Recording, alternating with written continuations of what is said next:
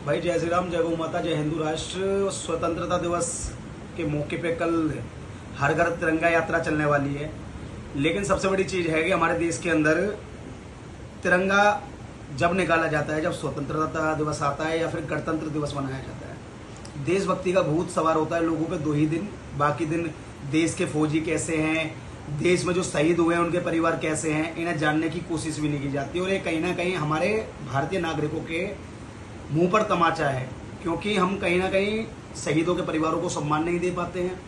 हम अपने देश के जो फौजी है उन्हें हम सम्मान नहीं दे पाते हैं। अपने सैनिकों को जो सम्मान मिलना चाहिए वो सम्मान तक नहीं मिल पाता है।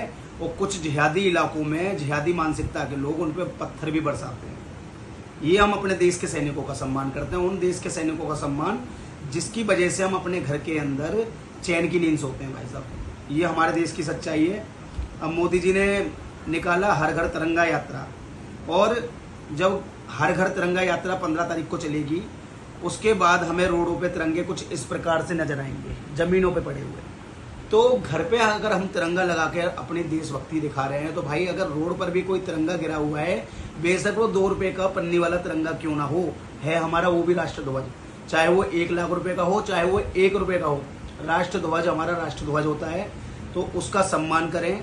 और अगर कोई जमीन पे आपको राष्ट्रध्वज गिरा दिखाई देता है, तो उसे उठा के अपने घर लेके आएं और सह सम्मान उसे अपने पास रखें। दूसरी बात यह है कि मोदी जी से मैं कहना चाहता हूं कि हम स्वतंत्रता दिवस मनाने में बिजी हैं, और करावल नगर क्षेत्र जिसमें हम खुद रहते हैं, वहाँ कुछ ऐसा हो जाता है जिसे अगर सुना जाए तो हमारे रोंगटे खड़े हो जाते हैं।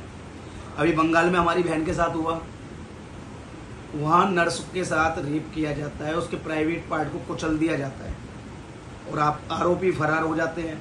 वहाँ की सरकार हाथ पे हाथ रखे कुछ नहीं कर पाती है। अभी ताजा मामला करावल नगर के हिमालय पब्लिक स्कूल गली का है। यहाँ लड़का है सूरज नाम का, परिवार ने उसे फरार कर दिया है।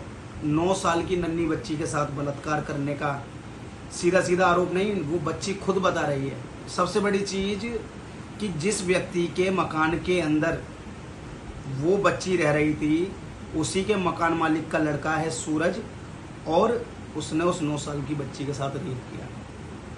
एक बार मैं फोटो दिखा दूं, ऐसे महानुभाव को अगर कहीं मिलता है, टकराता है, सब में पहले पेल लो, उसके बाद तो सारी कार्रवाई हम करवा देंगे। ये व्यक्ति है भाई, अच्छे से देख लेना, ऐसा वीडियो को शेयर कर देना भाई। हम स्वतंत्रता दिवस बनाते रह गए, हमारी बहन बेटियों की आबरू लूट ली जाती है। अगर कोई मुसलमान लूटेगा मैं उसके भी खिलाफ हूँ, अगर कोई मेरा हिंदू का लूटेगा तो मैं उस हिंदू के भी खिलाफ हूँ, और ऐसे निकम्मे को तो हिंदू कहना भी गलत है भाई। ये तो वो लोग हैं जो कहीं ना कहीं धर्म को खराब करने की कोशिश करते हैं।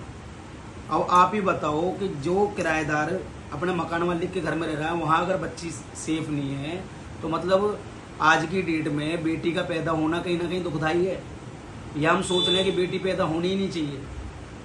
ऐसे लोगों को तो बीच चौराहे पे खड़ा करके जिंदा जला देना चाहिए। सबसे दुख की बात ये होती है कि वो लड़के के माँ बाप उस किराएदार को लालच देते हैं 20 लाख रुपए का। अब आप खुद बताओ, जिस माँ ने 9 महीने अपने पेट में उस बच्ची को रखा है, वो 20 लाख रुपए बड़े हैं, उसकी बच्ची बड़ी है। भाई वीडियो को ऐसा शेयर करना, और ये जो मैंने फोटो दिखाया ना, ये लड़का पूरे कहीं भी ऑल ओवर दिल्ली में कहीं भी आपको मिलता, पहले इसकी खातिरदारी करना, फिर उसके बाद हमें बताना, उसके बाद कार्रवाई हमारी पूरी रहेगी। कोई मतलब हिंदू मुस्लिम वाली बात नहीं। रेपिस्ट मेरी नज़रों में रेपिस्ट है, चाहे वो मेरे परिवार का क्यों ना कोई हो। रेपिस्ट को मैं रेपिस्ट ही कहूँगा, और ये सूरज रेपिस्ट है। 9 साल की बच्ची से इसने रेप किया है, जो सरासर गलत है। और सबसे बड़ी चीज़, इनके घर वाले खुद आरोपी, जिन्होंने 20 लाख रुपए तक का कहीं ना कहीं उस परिवार को लालच दिया। इस बात को दबाने की कोशिश की गई कि मतलब उस बच्ची के साथ जो रेप हुआ है उसे कहीं ना कहीं 100 मत होने दो।